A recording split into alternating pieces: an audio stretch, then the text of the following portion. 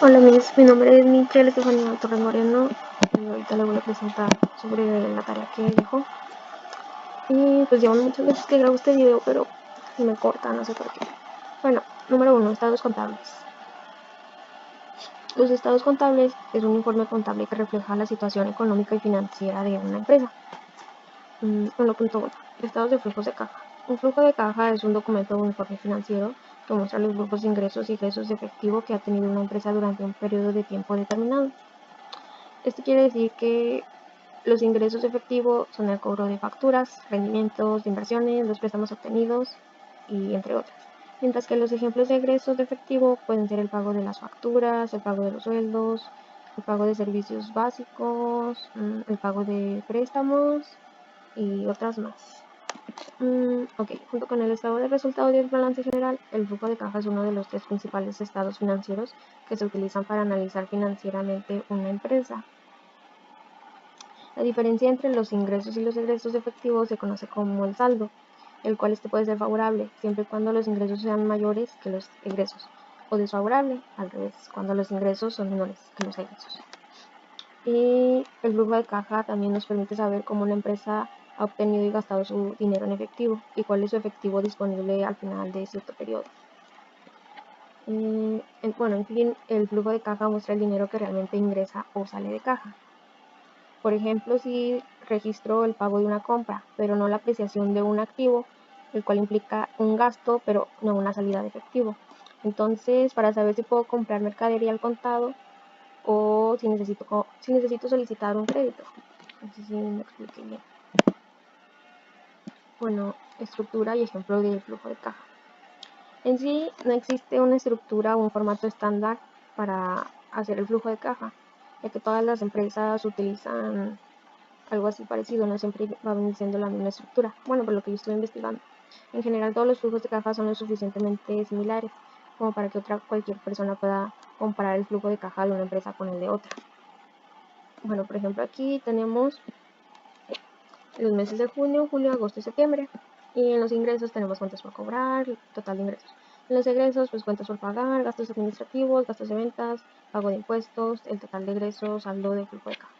Bueno, básicamente nada más se va a sumar los ingresos, y aquí como nomás tenemos uno que son cuentas por cobrar, pues da lo mismo en el total. Y en los egresos, si vamos a sumar todo, 15.400 más 10.500, etcétera, etcétera, nos da 33.800. Y pues vamos a restar el total de ingresos y el total de ingresos. Lo restamos y en total nos da 19.200. Y así en todos los demás meses. Y así ya tenemos un flujo de caja más o menos, nos vamos dando la idea de cómo va funcionando. Okay. Aquí tengo otro ejemplo que este es con un préstamo. Solicitamos un préstamo y vamos viendo cómo resultaría el flujo de caja. Total, tenemos los mismos meses, pero aquí en ingresos le agregamos el préstamo. En el mes de junio nosotros pedimos un préstamo de 40.000 pesos. Y pues en el total de ingresos aquí ya se lo sumamos, había 93.000. Y en los ingresos se quedaría igual, pero ya aquí en el flujo neto económico, restaríamos pues los 93.000 menos 33.800, nos restarían 59.200. En el mes de julio igual, 60.000 menos 41.400, 18.600, y así en los demás meses. Y le agregaríamos los servicios de la deuda. En el mes de junio fue cuando pedimos el préstamo, y en el mes de julio lo vamos a empezar a abonar, como quien dice. Y pues nosotros vamos a ir abonando de 5.000 pesos al mes. Entonces, aquí en el mes de julio, nuestro flujo neto económico fueron de 18.600, menos los 5.000, pues nomás nos restarían 13.600 en el flujo neto financiero, en el total. Y así pues para los demás meses. Ok. 1.2, presupuesto de ventas. Ok.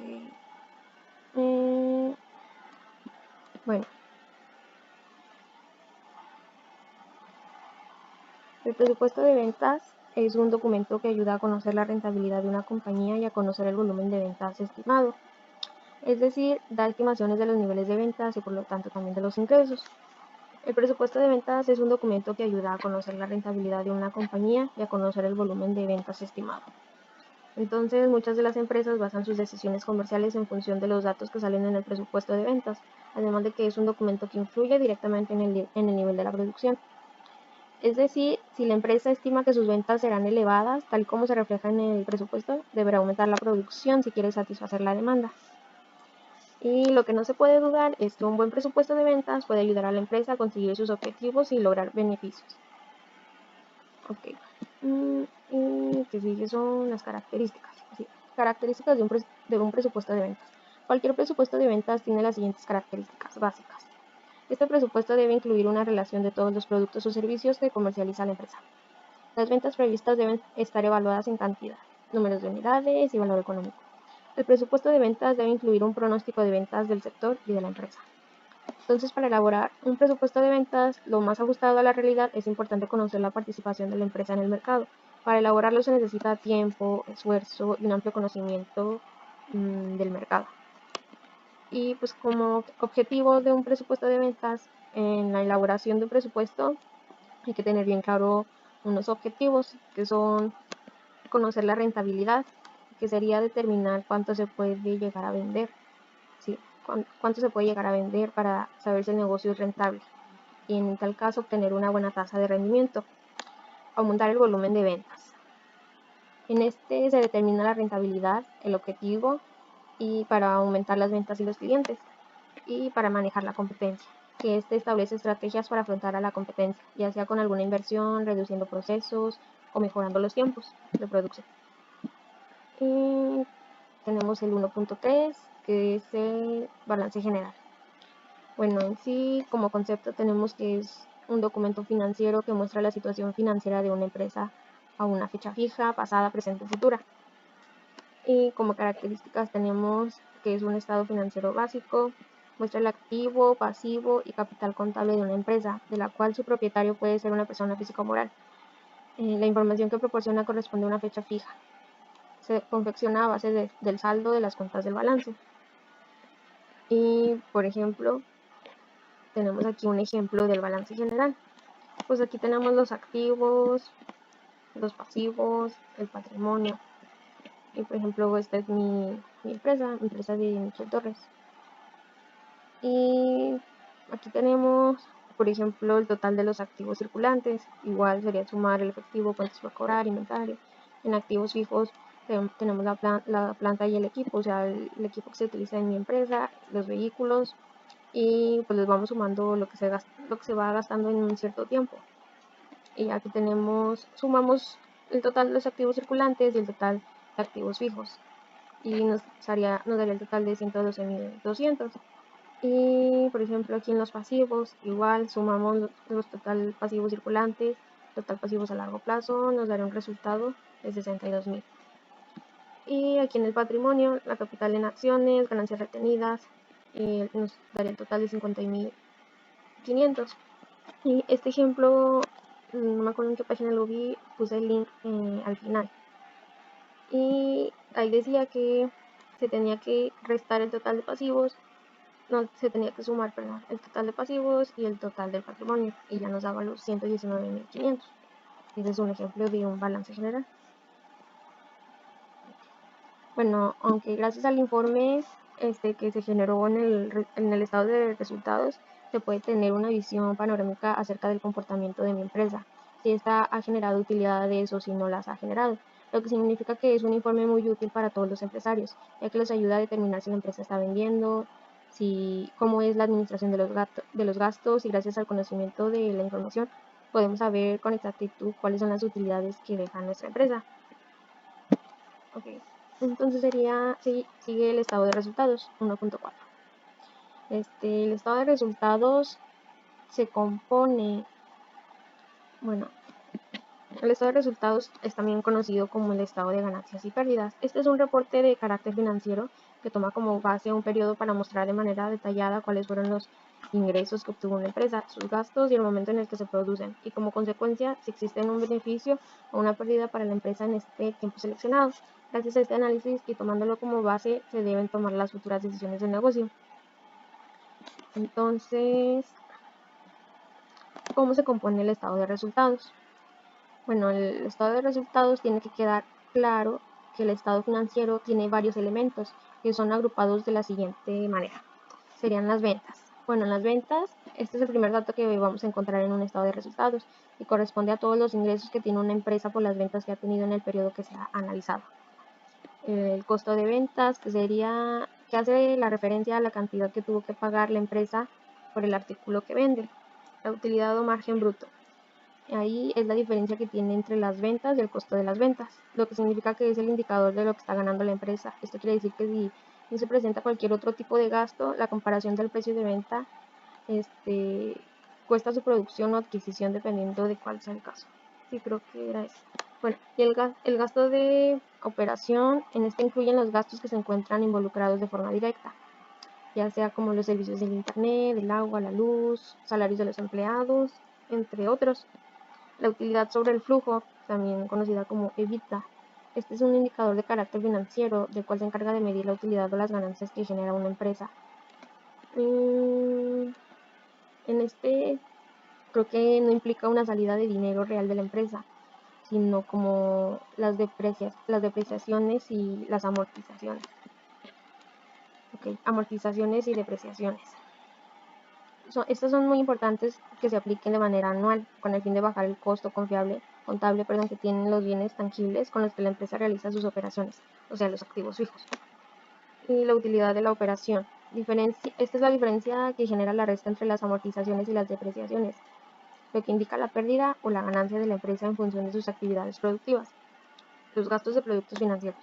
Estos se relacionan todos los gastos e ingresos que tiene la compañía, pero estos no se encuentran directamente relacionados con la operación de la empresa, sino más bien en la mayoría de los casos hace referencia a los montos que se relacionan con los bancos, como por ejemplo los pagos de los intereses.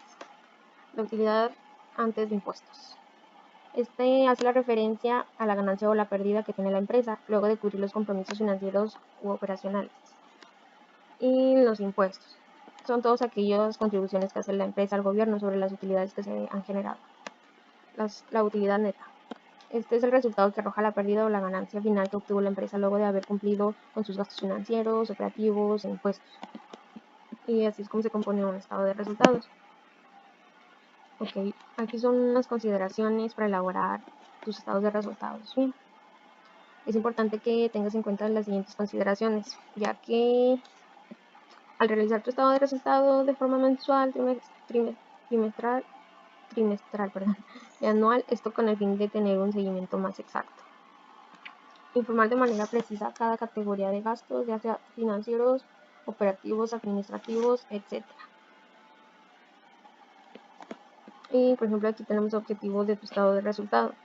Su principal objetivo es el medir el desempeño a nivel operativo que presenta una empresa en un periodo determinado. Esto lo hace al relacionar los ingresos generados con los gastos que incurrieron para lograr el objetivo. Los estados financieros pues son informes y documentos con información económica. Me queda aquí. Hace beneficios de generar un estado financiero. Hacer la evaluación de manera precisa acerca de la rentabilidad que tiene tu empresa. Número 2, medir el desempeño de tu empresa. Número 3, ganar un mejor conocimiento para que determines de una mejor manera la repartición de los dividendos. Bueno, ya me había brincado aquí a los estados financieros. Bueno, los estados financieros pues son informes y documentos con información económica de un individuo o una entidad, también conocido con el nombre de estados contables. Estos informes exponen la situación económica en que se encuentra una empresa.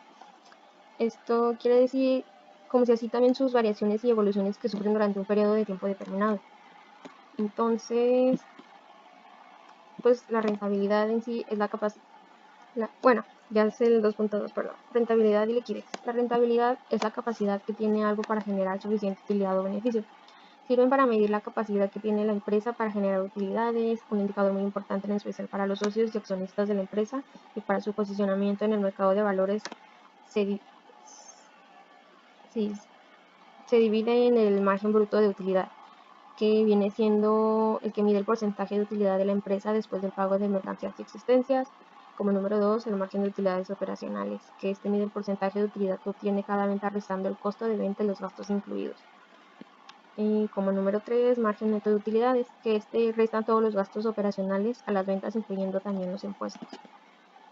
Y pues aquí la liquidez representa la cualidad de los activos para ser convertidos en dinero, de dinero en efectivo de forma inmediata, sin pérdida significativa de su valor. Bueno, aquí vemos cómo un activo se convierte en dinero por definición del activo. Con mayor liquidez es el dinero, es decir, los billetes y las monedas. Entonces quiere decir que tiene una absoluta liquidez. Entonces las razones de la liquidez permiten identificar el grado o índice de la liquidez con la que cuenta la empresa, y para ello se utilizan estos indicadores. Bueno, son varios, pero como siento que está muy larga mi presentación, pues nada más puse estos tres. En los indicadores de liquidez, la razón corriente indica cuál es la capacidad que tiene la empresa de cumplir con sus obligaciones financieras, deudas o pasivos a corto plazo. La división del activo corriente entre el pasivo corriente permite saber cuántos activos corrientes se tiene para cubrir o respaldar los pasivos exigibles a corto plazo. También se conoce como índice de solvencia y se calcula de la siguiente forma. Aquí tenemos la fórmula que sería el activo corriente entre el pasivo corriente. En los indicadores de liquidez de prueba ácida, muestra la capacidad que tiene la empresa de cancelar sus obligaciones corrientes sin tener en cuenta la venta de sus existencias, lo cual sería solo con los saldos efectivos, el producido de las cuentas por cobrar, las inversiones temporales y otros activos de fácil liquidación, que sea diferente a los inventarios. Es un índice de liquidez mucho más exigente, y este se calcula de la siguiente forma. Sería activo corriente menos inventarios entre pasivo corriente. Indicadores de liquidez, capital neto de trabajo. Permite evidenciar el monto de dinero que le quedaría a la empresa luego de haber pagado los pasivos de corto plazo, lo cual harán posible la toma de decisiones de inversión temporal por parte de la gerencia. Este sería activo corriente menos inventarios entre pasivo corriente. Es igual la fórmula que la de arriba. Y si había más, creo que como unos 6 más. Pero igual ahorita llevo 21 minutos grabando. Creo que voy a tener que cortar unas cosas. Igual iba a poner así ejemplos de todos mis, pero pues es que siento que me iba a pasar de los 15 minutos. Y sí, pues ahorita ya me pasé y nada más llevo 2 ejemplos. Bueno, 2.3, análisis de sensibilidad. El análisis de sensibilidad pues es una herramienta de gestión que permite a las organizaciones predecir los resultados de un proyecto, ayudando a comprender las incertidumbres, las limitaciones y los alcances de un modelo de decisión. Entonces aquí existen dos tipos de análisis de sensibilidad, el local y el global.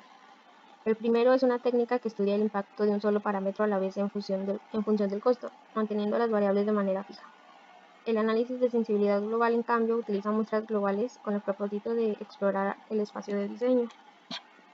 Y tenemos las ventajas del análisis de sensibilidad. Como número 1, tenemos facilitadas las tomas de decisiones. Esto quiere decir que el análisis da como resultado pronósticos respaldados por datos. En el número 2, asegura el control de calidad. Esto quiere decir que con el análisis de la sensibilidad, las compañías pueden determinar aquellos procesos que no están permitiendo la creación de un producto útil o impiden el alcance de los objetivos. Como número 3, mejor asignación de recursos. Y aquí el análisis de sensibilidad permite identificar las áreas fuertes y las débiles, para así mire su mayor impacto posible en los resultados. O sea que esto permite a las organizaciones dirigir los recursos a las variables que más apoyo necesitan. Y pues el análisis de sensibilidad en sí permite a las empresas pronosticar el éxito o fracaso de un proyecto utilizando los datos confiables y certeros. Y pues al estudiar todas las variables que nos dan, podemos, como quien dice, proyectar los posibles resultados y así tomar mejores decisiones respecto al proyecto, el negocio o inversión que queramos hacer. 2.4. Análisis de punto de equilibrio. Pues es muy importante saber cuántas unidades de un determinado producto hay que fabricar para que sea rentable, es decir, a partir de cuántas unidades los costes son menores que los ingresos. Pues si queremos poner un negocio de algo, no sé, obviamente no vamos a fabricar muchísimas piezas, sino primero vamos a empezar de poco y ya depende de cómo se vaya vendiendo, ya sabemos cuántas vamos a fabricar. El punto de equilibrio es una herramienta estratégica clave para determinar si el negocio es solvente y rentable. Es el nivel de actividad que tiene que conseguir una empresa para que pueda cubrir exactamente todos sus costes, tanto los fijos como variables. Por ejemplo, si somos una fábrica de ropa, ¿cuántas prendas tendríamos que fabricar para cubrir todos nuestros costes? Desde la madera, la electricidad, los impuestos y todo eso. Entonces el punto de equilibrio en el entorno de la producción corresponde al número de unidades a fabricar para que los ingresos superen los costes. A lo que me refería. Y pues para calcular el punto de equilibrio es mediante una ecuación muy sencilla. ¿Cómo podemos calcular el punto de equilibrio? Primero obtenemos el margen de beneficios que ingresamos por nuestro productos, también llamado margen de contribución unitario, es decir, el precio por unidad menos el coste variable por unidad. Después dividimos los costos fijos totales entre este margen y así obtenemos el punto de equilibrio en cantidad de unidades de producto. En el sector de servicios se calcula de otra forma, obteniendo el número de horas de trabajo necesarias para cubrir costos. Y aquí tenemos pues, la ecuación, que ya aquí viene descrita. Y voy a tener un ejemplo de este, pero pues luego se me iba a ir más minutos. Igual no sé si quiera que le mande otro video explicándole cada uno de los ejemplos. Bueno, y también obviamente tenemos la gráfica de punto de equilibrio. Y esta gráfica de punto de equilibrio es una de las herramientas más importantes que nos ofrece este concepto. A través de ella podemos ver a partir de qué ingresos de unidades estamos obteniendo beneficios, el mencionado umbral de rentabilidad, y a partir de cuáles estamos generando pérdidas para nuestra empresa. Bueno, conocer este punto y en los márgenes en los que podemos actuar para obtener mejoras tiene que ser clave. En la gráfica, la línea verde representa los costes fijos, esta línea verde. La roja, los costes totales. Y la azul, de los ingresos. Y el punto donde se cruzan la línea azul con la roja sería nuestro punto de equilibrio. ¿Okay? Bueno, 2.5 TIR y valor presente nulo. Bueno, dos parámetros muy usados a la hora de calcular la viabilidad de un producto BAN, de un proyecto, perdón, son el BAN, que es el valor actual neto, y el TIR, que es la tasa interna de retorno. Ambos conceptos se basan en lo mismo y es la estimación de los flujos de caja que tenga la empresa. Entonces, si tenemos un proyecto que requiere una inversión X, por ejemplo, y nos genera flujos de caja positivos Y a lo largo de tantos años, Z años, habrá un punto en el que recuperaremos la inversión X. Pero si en lugar de invertir el dinero X en un proyecto empresarial, lo hubiéramos invertido en un producto financiero, también tendríamos un retorno de dicha inversión. Ese sería un ejemplo. Y pues por lo tanto, a los flujos de caja hay que recortarles una tasa de interés que podríamos haber obtenido, es decir, actualizar los ingresos futuros a la fecha actual. Si este valor lo descontamos de la inversión inicial, tenemos el valor actual neto del proyecto. Y pues, por ejemplo, aquí tenemos la fórmula. Si por ejemplo hacemos una estimación de los ingresos de nuestra empresa durante 5 años para que el proyecto sea rentable, el BAN, el valor actual neto, tendrá que ser superior a 0, lo cual significará que recuperaremos la inversión inicial y tendremos más capital que si lo hubiéramos puesto con la renta fija. Y pues aquí está la fórmula. La fórmula para el cálculo del valor actual neto es la siguiente, donde la I es la inversión, QN es el flujo de caja del año, NR la tasa de interés con la que estamos comparando y N mayúscula el número de años de inversión. Y ya sería todo por mi parte. Llevo media hora grabando lo hubiera hecho un poquito más largo, pero voy a ver si lo puedo hacer la velocidad más rápida. Hasta luego, espero que se encuentre bien.